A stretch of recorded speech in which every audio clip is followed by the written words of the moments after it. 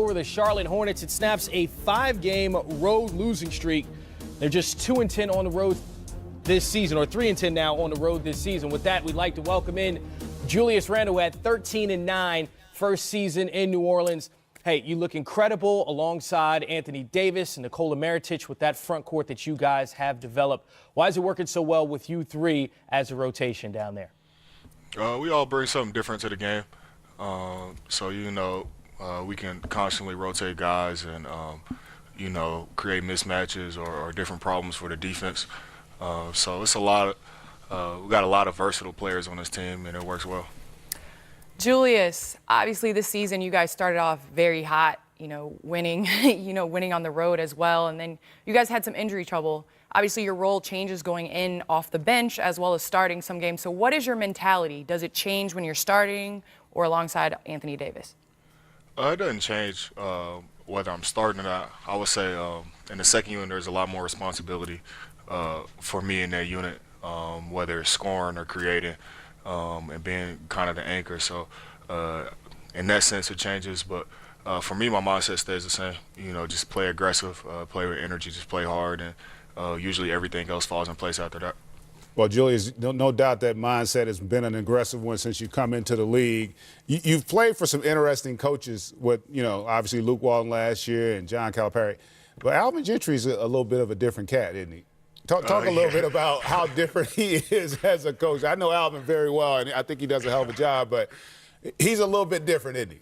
Yeah, Judge is different, man. He's unique in his own way.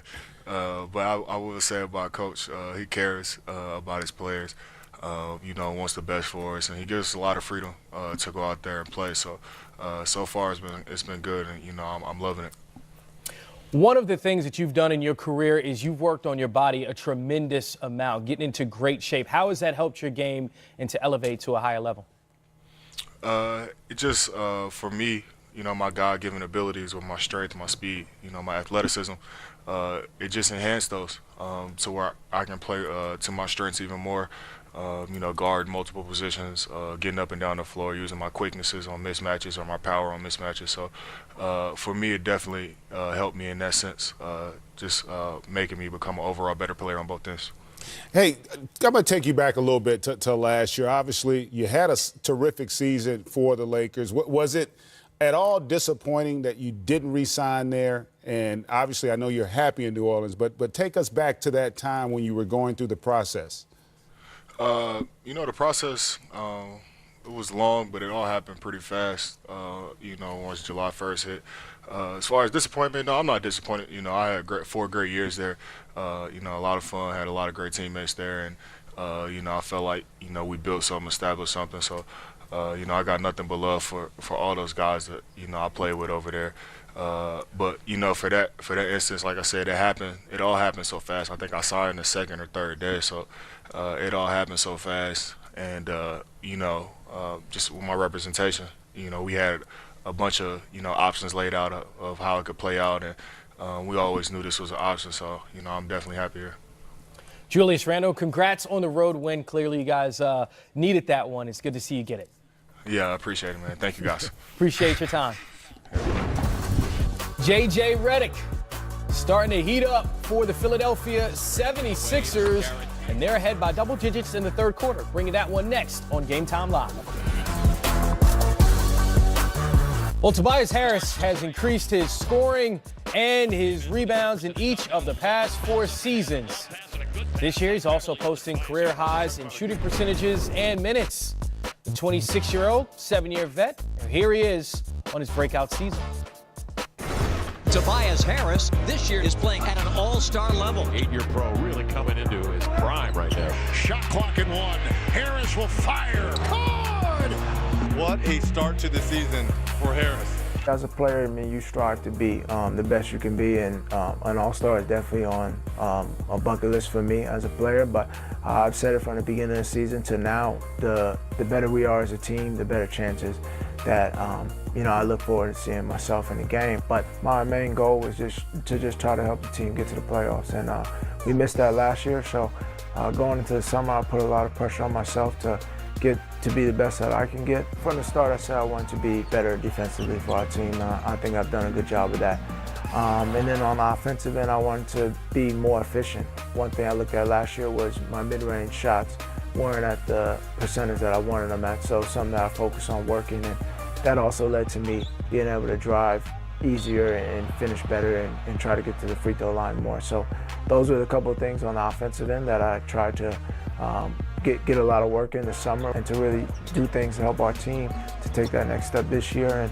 And so far we're on good pace, and we just look to continue to progress that. And look at the Clippers. The depth that Doc can work with gives them a lot of different possibilities. Tobias, when you get it, if they're too tight, hold it, make them space out, because there's no room.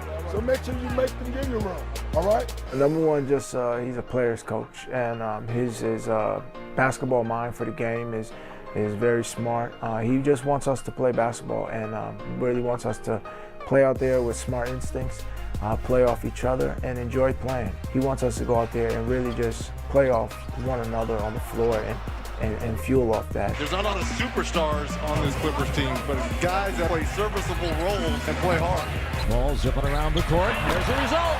They're really playing pretty basketball now. The mentality just has to be that we have to do it together every single night. You know, and the big mentality is that I need you. And that's the mantra that we give off as a team, is that I need you to make shots so the lane opens up, or I need you to make this play so it'll come back to me later on in the game. And we've been able to fuel off that. And the biggest thing is every night going out, having fun with our guys. I mean, you know, when you're playing the game and you're able to get wins and you can embrace every single one of your teammates and have fun out there, that's a good feeling to play basketball. So it's for the love of the game, and I'm excited about you know, the wins we've been getting and the progression we have made. Speaking of progression, Candace, where did Tobias go to school again? Tennessee. All right. Is he an all-star? That orange. Is he an all-star this year in the West? Because he's put up all-star-like numbers past couple of years in his career, has not been an all-star. Absolutely. And I think that the team's wins are what's going to definitely define him as an all-star. I think we'd be crazy to leave him off the team now. But his improvement these last 4 years, I mean, he's steadily improved, averaged 14.7, 16, then 18, now 21.7 from points per game. But just his ability to score, he improved his three-point shooting, was in the three-point contest last year at the All-Star game. But you saw at the end of the last season, where they narrowly missed the playoffs, that the team was coming together, that Doc had their attention and that they were playing as one. And I think once you play as one and you have a bunch of blue-collar players, the one that has emerged has been Tobias. I mean, he's been traded 3 times, hasn't really been able to fit into a system for a number of years, and has now finally got that chance with Doc Rivers and the Clippers. Yeah, I remember talking with Doc about him last year, and he said, you know, before the trade, they didn't know that he was as good as he actually, they thought he would be a good player, but he was better than they thought he would be. And I think what Candace talked about, like, when you get selected to the All-Star game, it's either going to be a team award or you're just going to be a superstar caliber player that has to be on a team, right? So, like, he's deserving. He's proven to be one of the better players in our league. But him making it is going to be a direct reflection of how good his team has been. Right now, the Clippers are a 1 seed, okay? There's no way they're going to be a 1 seed at the break and he not be an all-star. That ain't going to happen. So if they continue, even if they're like a 2-3 seed, I think he's going to be a lock to be in the game. And that's how it should be, because ultimately we're in the business of winning. And you've never seen a team that was a 1 seed or a 2 seed not represented in the All-Star game. And so I think he's got a chance. I tell you, Danilo Gallinari's also played terrific basketball for him. But to me, they're the deepest team in the league. They share it, they space it. You know, he's also, I think, averaging a career high in rebounds. So they're having an incredible start to their season. And I tell you what, they're a hard team to play against, because they don't have anything you can focus on or try to take away. And then you bring Lou Williams off the bench, who was a conversationalist for an All-Star last year, right, with how well he was coming off the bench. So the Clippers are the hot thing in L.A. right now, even with LeBron being there. Well, maybe that's not true. But, yeah, it was like chill. But they are pretty hot. They are pretty hot. All right, this is a contract year for Tobias. That matters, right? Because he's eligible to earn a max offer from L.A., 5 years, $188 million, right? If he leaves the Clippers, it's 4 years, $145. So is he going to be in L.A. for a long time? We speak about what you want to build around, and you look at the culture of a Golden State Warriors.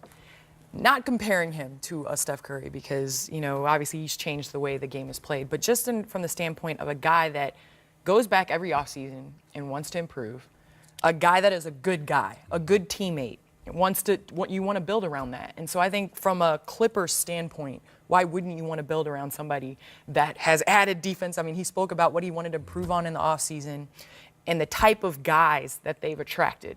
I mean, I definitely think that you build around a Tobias Harris. Yeah, so you agree that he'll be in LA?